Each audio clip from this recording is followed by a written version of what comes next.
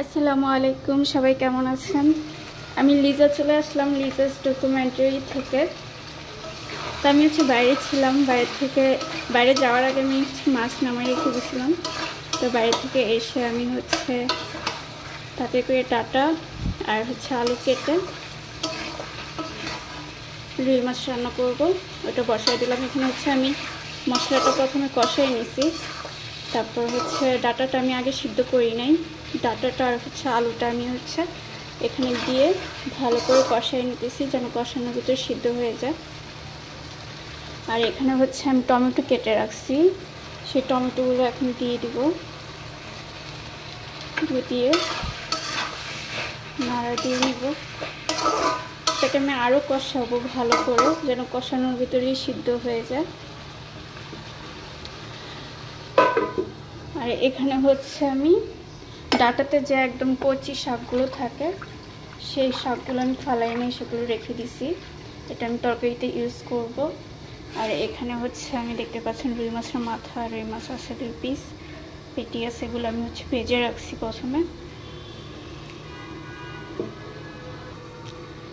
আর এখানে আমি পানিটা গরম করে রাখছি, তরকারিতে যে ইউজ করব সেই পানিটা গরম করে রাখছি। ফোটানো পানিটা ইউজ করলে ভালো হয়। আর এখানে আমি ডাল রান্না করছি আর ভাত রান্না করছি। তরকারিটা হওয়ার অপেক্ষায় আছি। তো দেখি তরকারিগুলো সিদ্ধ হচ্ছে কিনা ঠিক মতো। তরকারিটা ভালো করে একদম কষানো হয়ে গেছে, আলুগুলো সিদ্ধ হয়ে গেছে, ডাটাও সিদ্ধ হয়ে গেছে। বাকি তরকারি হইতে হইতে আমার এগুলো সিদ্ধ হয়ে যাবে। এখন আমি যেখানে শাকগুলো রাখছিলাম শাকগুলো আমি দিয়ে দিব পানি ঝরায়।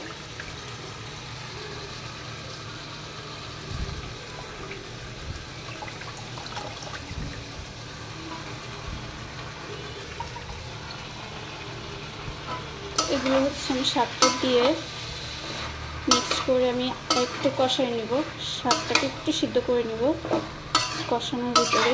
তারপর আমি ফোটানো গরম পানিটা ইউজ করব। আমি এর আগে কখনো ডাটার তরকারির ভিতর ডাটা শাকটা ইউজ করি নাই, এটা ফার্স্ট টাইম। দেখি কীরকম লাগে, কেমন টেস্ট আসে।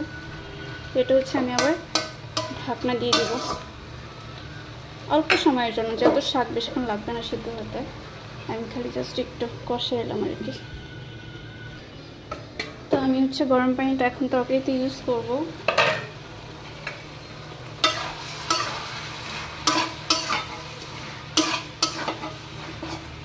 যেহেতু আমার আলু সিদ্ধ হয়ে গেছে, আবার ইয়াটাও সিদ্ধ হয়ে গেছে, ডাটাটা সিদ্ধ হয়ে গেছে, মানে অর্ধেকের বেশি সিদ্ধ হয়ে গেছে। তার জন্য আমি পরিমাণ মতো পানিটা ইউজ করব যেন খুব বেশি না হয়ে যায়।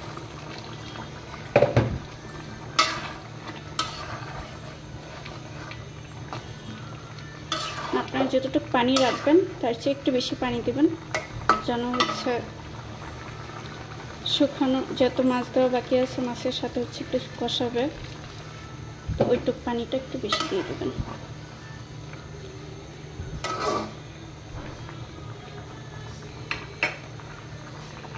তো এখানে আমি 3-4টা কাঁচামরিচ রাখছিলাম, সেই কাঁচামরিচগুলো দিয়ে দিব,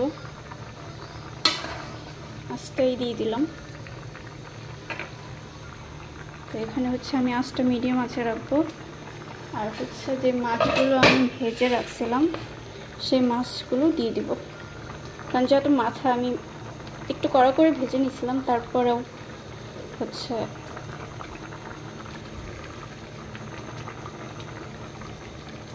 একটু আগে দিয়ে দিলে ভালো হয়। তো দিয়ে দিলাম। এখন এটা আমি মিডিয়াম আঁচে দিয়ে কিছুক্ষণের জন্য বসায় রাখবো যেন মাছগুলোর ভিতর একদম মশলা লবণ ঢুকে যায়।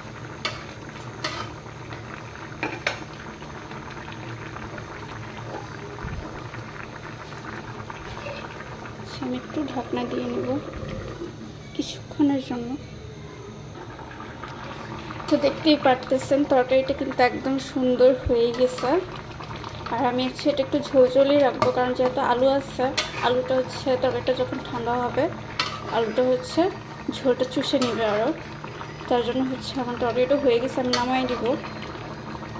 আর অবশ্যই আমার ভিডিওটা যাদের ভালো লাগে আমাকে যারা সাপোর্ট করেন, আমার চ্যানেলটা সাবস্ক্রাইব করে দিবেন, আর হচ্ছে আমার ভিডিওগুলো লাইক আর শেয়ার করে দিবেন। আর যারা আমাকে নতুন দেখতেছেন ওনাদেরকে বলছি আমার চ্যানেলটা সাবস্ক্রাইব করে দিবেন আর আমাকে সাপোর্ট করবেন। আর হচ্ছে এই তরকারিটা অবশ্যই আমি ডিটেলসে দেখাই নেই, যতটুকু দেখাইছি আপনারা তো অবশ্যই বুঝছেন। ট্রাই করে দেখবেন কেমন লাগে।